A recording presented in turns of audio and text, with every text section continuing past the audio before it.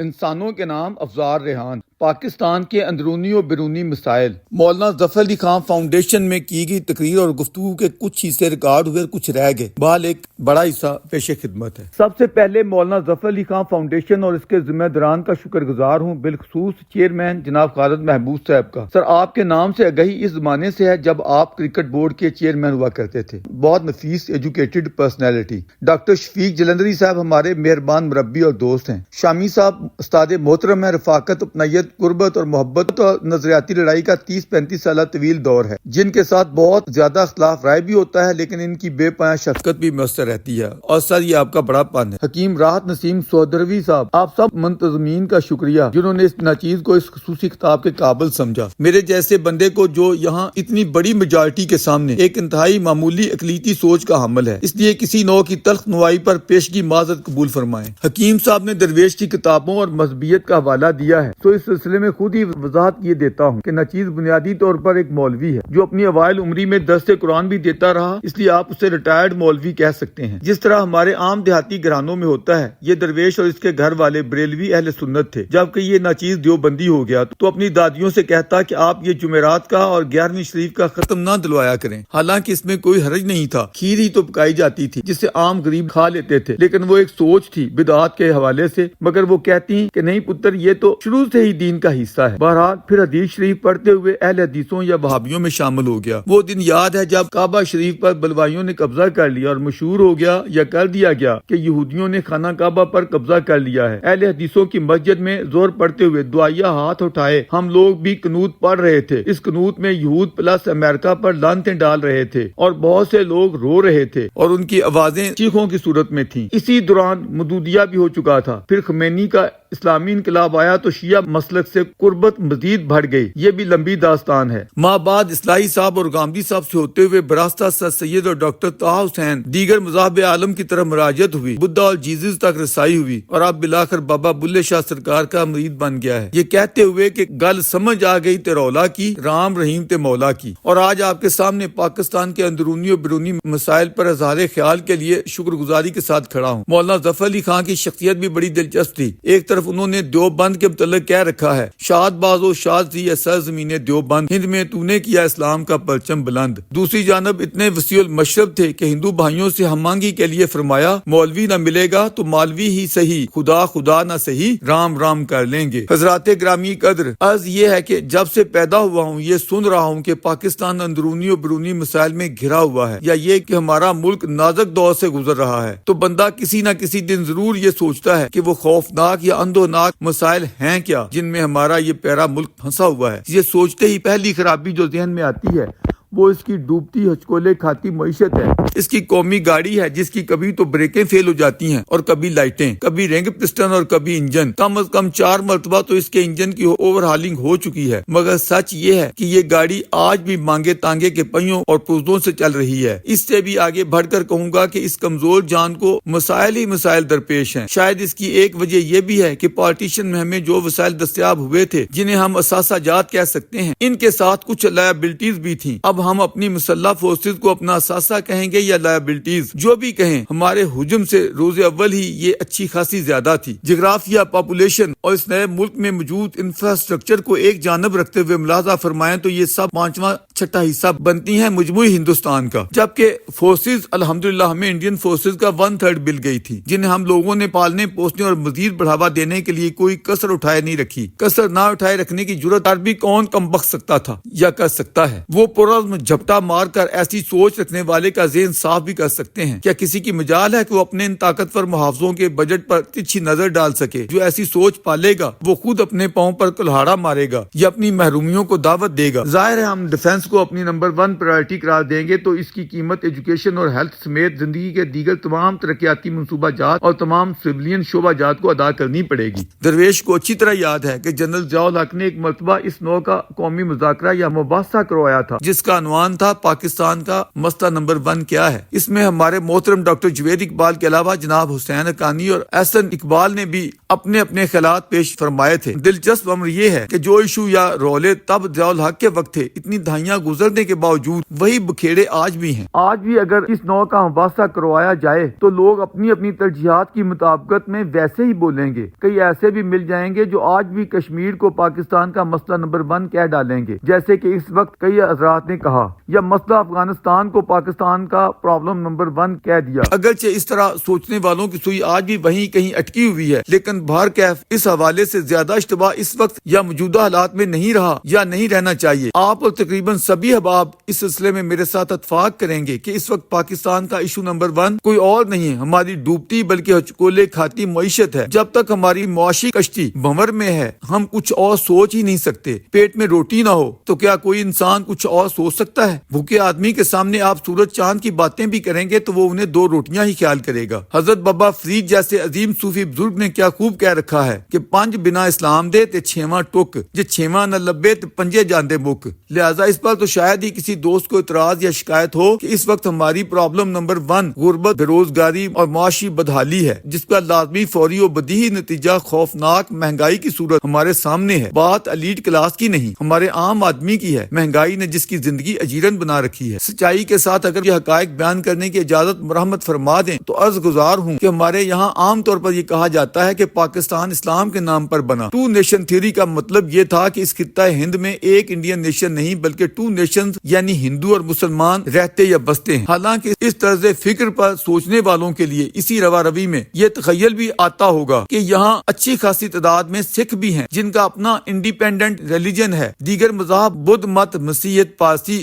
مذہب کی موجودگی سے بھی انکار نہیں، لیکن پارٹیشن کی بنیاد ہندو مسلم بڑے مذاہب کے حقیقی یا مصنوعی ٹکراؤ پر استوار ہونے والی قومیت کو بنایا گیا، جسے اس وقت کی حاوی اسٹیبلشمنٹ نے نمک مسالے کے ساتھ خوب بڑھاوا دیا۔ یہ مطالبہ اٹھانے والوں کا استدلال یہی تھا کہ ہم علیحدہ ملک اس لیے حاصل کرنا چاہتے ہیں تاکہ ہم وہاں اپنے مذہب، عقیدے یا اسلامی روایات کی مطابقت میں زندگی گزار سکیں۔ حالانکہ انہیں یہ بھی معلوم تھا کہ اسی ہندوستان میں جو مائنارٹی مسلم خطے ہیں ان میں بھی تو کروڑوں مسلمان بستے ہیں۔ مسلم میجارٹی خطوں کا تو یہ اصل ایشو تھا ہی نہیں، وہاں تو پہلے ہی مسلمانوں کی حکمرانی تھی۔ پنجاب اور بنگال جو 2 بڑے مسلم میجارٹی خطے تھے، دونوں کے وزرائے اعظم سر خضر حیات ٹوانا اور حسین شہید سہروردی اس وقت کے پاپولر مسلمان لیڈران تھے۔ اس نوع کا اگر کوئی مسئلہ تھا بھی تو وہ ان مسلمانوں کا تھا جو انڈیا کے ہندو میجارٹی اور مسلم مائنارٹی خطوں میں آباد تھے، جیسے یو پی، بہار، اسام، کرناٹکا وغیرہ۔ بلکہ اس سے بڑھ کر اتنی بڑی ریاست حیدرآباد، آندھرا پردیش، وہاں مسلمان محض 13% تھے، لیکن اتنے طویل دور سے نظام حیدرآباد کی برکت سے مسلمان وہاں سونے کی اسکان پر حکمرانی کرتے چلے آ رہے تھے، جو پارٹیشن کی صورت میں ان سے چھن گئی یا چھوٹ گئی، اور چھوٹ ہی جانی تھی۔ از مدعا یہ ہے کہ ہم نے یہ جو توجیہ گھڑی 2 نیشن تھیوری کی، اس نے ہمیں فائدہ کم دیا اور نقصان زیادہ۔ متحدہ پنجاب اور متحدہ بنگال پر مسلمان جتنی بڑی حکمرانی سے مستفید ہو رہے تھے، اس پر بہت بھاری کٹ لگا۔ نتیجتاً تاریخ انسانی کی سب سے بڑی ہجرت ہی نہیں ہوئی، 10 لاکھ سے زائد انسان گاجر مولی کی طرح کاٹ ڈالے گئے۔ پارٹیشن سے قبل مسلم حکمرانی کے جو سبز باغ دکھائے گئے تھے، اس پر بہت جلد خزاں طاری ہو گئی۔ جس عمارت، ترقی اور خوشحالی کے سپنے دکھائے گئے تھے، وہ سب چکنا چور ہو گئے۔ اور اب حالت یہ ہے کہ ہمارے نوجوان اس مملکت خداداد کو چھوڑ کر یورپ اور امریکہ بھاگ جانا چاہتے ہیں۔ اپنی اس تڑپ میں وہ غیر قانونی راہیں اختیار کرنے سے بھی باز نہیں آ رہے۔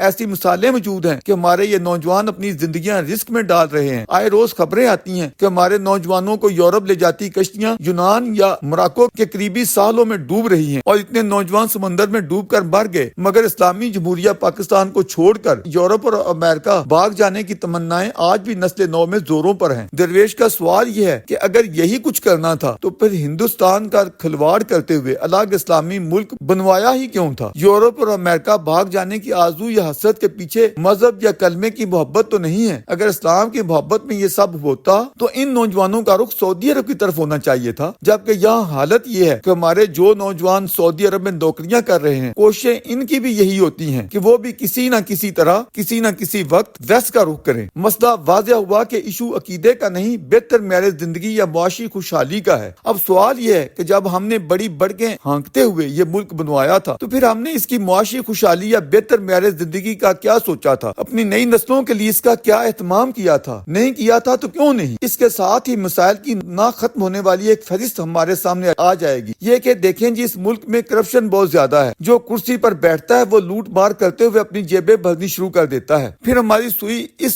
کرپشن یا بددیانتی کے ایشو پر اٹکی رہتی ہیں، جسے اس ملک میں بطور سلوگن اتنا زیادہ استعمال کیا گیا ہے کہ ہمارے طاقتوروں نے جب بھی اچھی بلی مستحکم حکومتوں پر شب خون مارنا ہو یا سیاسی بونوں نے اپنا قد کاٹ بڑا کرنا ہو تو اس گھسے پٹے نعرے کو خوب رگیدا جاتا ہے۔ نو ڈاؤٹ یہ مسئلہ ایک حد تک پوری دنیا میں ہے، لیکن ہمارے یہاں اس پر بند باندھنے کی بجائے اسے بطور ہتھیار اپنے مذموم مقاصد کے لیے استعمال کرنے کا وتیرہ عام ہے، جس نے ہمارے ملک میں اس خرابی سے بھی بڑی اور زیادہ تگڑی خرابیاں ڈال دی ہیں، جس سے ملک میں موجود دیگر بڑی بڑی لانتیں نظر انداز ہو جاتی ہیں۔ مثال کے طور پر ہمارے عدالتی نظام کا بیڑا غرق ہوا پڑا ہے، انصاف ہوتا ہے نہ ہوتا ہوا نظر آتا ہے، بلکہ سچ تو یہ ہے کہ یہاں انصاف بکتا ہے اور خود جوڈیشری والے اس کے بڑے وپاری ہیں۔ اس مفاد پرستی اور سیاست بازی میں کیا کسی کا دھیان اس طرف جاتا ہے کہ ہمارے ہاں تعلیم کی کیا صورتحال ہے؟ کس قدر شرمناک المیہ ہے کہ ہمارے 2.5 کروڑ سے زائد بچے اسکولوں سے باہر ہیں، یعنی انہوں نے کسی اسکول کا منہ تک نہیں دیکھا۔ ہماری نئی نسل کا باہر کے ملکوں میں جانا کوئی بری بات نہیں، لیکن مسئلہ یہ ہے کس تعلیم اور کس ہنر کے ساتھ ہم ان بیچاروں کو محض لیبر کلاس میں کیوں بھیج رہے ہیں؟ ہمارے یہاں تعلیم خواہ وہ علم و عرفان کی ہو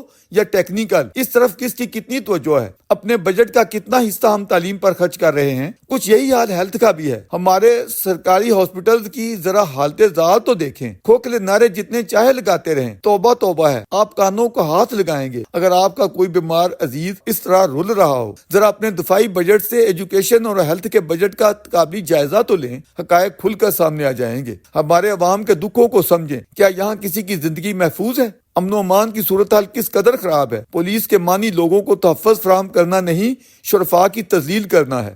کہنے کو ہمارا ملک اسلامی جمہوری اور آئینی ریاست ہے، لیکن یہاں امن و سلامتی والا کوئی اسلام نہیں ہے، صرف فرقہ وارانہ منافرت ہے، بریلوی، دیوبندی، وہابی، شیعہ، مدودیہ کی تقسیم ہے۔ جیسے کہ ابھی بیان کیا، یہ درویش خود بھی ان تمام فرقوں کو بھگت کر آیا ہے، سب کو باریکی سے پرکھا اور آزمایا ہے۔ ان مذہبی فرقے بندیوں نے محض منافرتوں کو ابھارا ہے، انسانوں کو جوڑا نہیں توڑا ہے۔ یہ ہمارے صوفی سادھو ہی ہیں جو انسانوں میں نفرتوں کی جگہ محبتیں بانٹتے رہے ہیں۔ ہمارا دعویٰ تو یہی رہا ہے کہ مذہب نہیں سکھاتا آپس میں بیر رکھنا، جبکہ عملی مظاہرہ اس کے بالکل برعکس رہا ہے۔ مذہب کے نام پر اٹھائی گئی منافرت نے ہی اس خطے کو بٹوارے تک پہنچایا ہے۔ چاہیے تو یہ تھا کہ اس کے بعد ہی ٹھہراؤ آ جاتا۔ دو بھائیوں نے اگر اپنے شرارتی بچوں کی وجہ سے آنگن میں دیوار بنا لی تھی، اس کے بعد ہی بھائیوں جیسے محبت بھرے تعلقات قائم رہتے، جیسے کہ خود جناح نے کہا تھا کہ ہمارے تعلقات امریکہ اور کینیڈا جیسے ہوں گے، مگر منافرتیں پارٹیشن کے باوجود ختم نہ ہو سکی۔ جس طرح یہاں اندرونی طور پر 4 مارشل لا لاگو کیے گئے ہیں، اسی طرح بیرونی طور پر یہاں انڈیا کے ساتھ 4 جنگیں لڑی گئی ہیں۔ کس کی شرارت یا زیادتی سے یہ سب ہوئی ہیں، اس بحث میں جائے بغیر پاکستان کے ایک معتبر اور قابل احترام سیاستدان ایئر مارشل اصغر خان کا بیان پیش خدمت ہے، جو سوشل میڈیا پر بھی ان کی زبانی موجود ہے۔ آپ سب ملاحظہ فرما سکتے ہیں، وہ یہ کہتے ہیں پاک ہند 4 جنگیں انڈیا نے نہیں پاکستان نے شروع کی تھی۔ بہانے جو بھی ڈالے گئے، پروپوگنڈے جو بھی کیے گئے، یہاں نہ جمہوریت آ سکی، نہ ذمہ دار حکومتیں قائم ہو سکی۔ لوٹ کھسوٹ دھینگا مستی ہمارا وتیرہ بنی رہی۔ پارٹیشن سے قبل دنگے فساد بھی دوسروں کی طرف سے نہیں، ہماری طرف سے شروع کیے گئے۔ جسے شک ہے وہ پارٹیشن سے قبل 16 اگست 1946 کی ڈائریکٹ ایکشن کی کار اور اس کے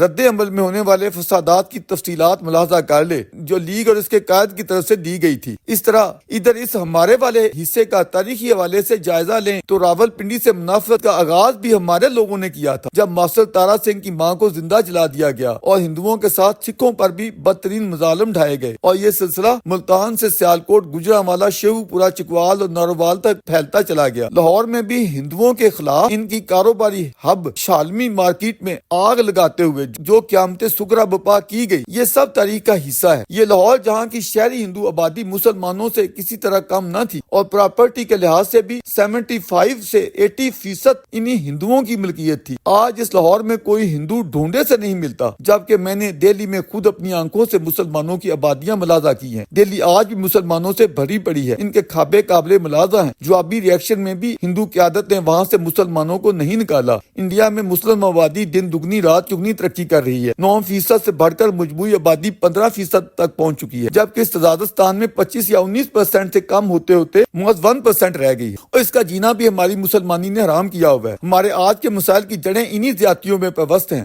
آج ہمارے اندرونی مسائل غربت، مہنگائی، لا قانونیت سے آگے بڑھ کر جہالت اور جنونیت تک پہنچے ہوئے ہیں۔ درویش نے ایک مرتبہ معروف مسلم اسکالر ڈاکٹر اسرار احمد سے پوچھا، ڈاکٹر صاحب مسلمانوں کا بیڑا غرق کرنے میں، انہیں ظالم جنونی بنانے میں آپ کا رول زیادہ ہے یا مولانا مودودی کا؟ تو ڈاکٹر صاحب اپنے مخصوص سٹائل میں موٹی آنکھوں سے دیکھتے ہوئے فی البدی بولے، نہ تو یہ اقبال کیا آپ کا چاچا لگتا ہے، اسے کیوں چھوڑ دیا؟ درویش نے ڈاکٹر جوید اقبال سے ایک مرتبہ پوچھا، ڈاکٹر صاحب ابا جی کا کیا کام تھا کسی قاتل ٹیلس کے جنازے میں جانے کا، وہ کیوں گئے تھے؟ تو فرزند اقبال فوراً گویا ہوئے، اصل میں ابا جی اپنی زندگی میں بہت پاپولر ہو چکے تھے، اس لیے وہ اپنی اس پاپولرٹی کو مینٹین رکھنے کے لیے وہاں گئے تھے، نہ جاتے تو ان کی یہ پاپولرٹی ڈیمیج ہو جاتی۔ بس یہی بے تعدالیاں ہیں جو پہم ہمارے مسائل بڑھاتی چلی گئی۔ رہتی کسر ہماری آئین سے لاپرواہی اور لا قانونیت نے نکال دی۔ طاقتوروں نے یہاں براہ راست جو حکمرانی کی سو کی، جب سیولین حکومتیں بنتی رہیں تب بھی اصل حکمرانی انہی کے پاس رہی، جس سے نت نئے مسائل پیدا ہوتے چلے گئے۔ اندرونی طور پر ہمارے اندر جو خلفشار اور جو تباہیاں آئیں سو آئیں، بیرونی طور پر ہماری خارجہ پالیسی میں بھی اسی منافرت نے ہمارا پیچھا نہیں چھوڑا۔ آج بھی ہماری خارجہ پالیسی کا محور انڈیا دشمنی پر استوار ہے، اور میں یہ پورے دعوے اور اعتماد کے ساتھ کہہ رہا ہوں کہ جب تک ہم انڈیا دشمنی کا کیڑا اپنے دماغوں سے نہیں نکالیں گے تب تک ہم مسائل کے گرداب سے کبھی اوپر نہ اٹھ سکیں گے۔ ہم خارجی محاذ پر بھی اسی طرح اپنی تذلیل کرواتے رہیں گے جس طرح داخلی مسائل کی وجہ سے رو رہے ہیں، اور حالت یہ ہے کہ ہم 2-4 ارب ڈالر کے لیے بڑی طاقتوں کے سامنے ناک رگڑ رہے ہیں، جبکہ انڈیا کے پاس 600 ارب ڈالر کے ریزروز پڑے ہیں، لیکن اکڑ ہماری یہ ہے کہ ہم کشمیر چھین لینے کے سپنے قوم کو دکھاتے رہتے ہیں، 5 فروری کو چھٹی جوش و خروش کے ساتھ مناتے رہتے ہیں، جبکہ میری بیان کردہ سچائی آپ لکھ لیں کہ ہم انڈیا سے کشمیر قیامت تک حاصل نہیں کر سکتے، نہ لڑ کر نہ کسی اور طریقے سے۔ مسئلے کا حل صرف یہی ہے کہ جو ان کے پاس ہے وہ ان کا، اور جو ہمارے پاس ہے وہ ہمارا منوا لیا جائے، اسی پر معاہدہ کر لیا جائے۔ یہاں UN کی قراردادوں کا رولا ڈالا جاتا ہے، سب بے معنی و فضول شیخ چلی کی بڑکیں یا باتیں ہیں۔ جسے شک ہے وہ معاہدہ تاشکند کی شکیں ایک مرتبہ پھر پڑھ لے۔ جو شخص تاشکند کے راز افشا کرنے کے لیے ڈرامے کیا کرتا تھا، وقت نے خود اس کو بھی شملہ معاہدے میں اسی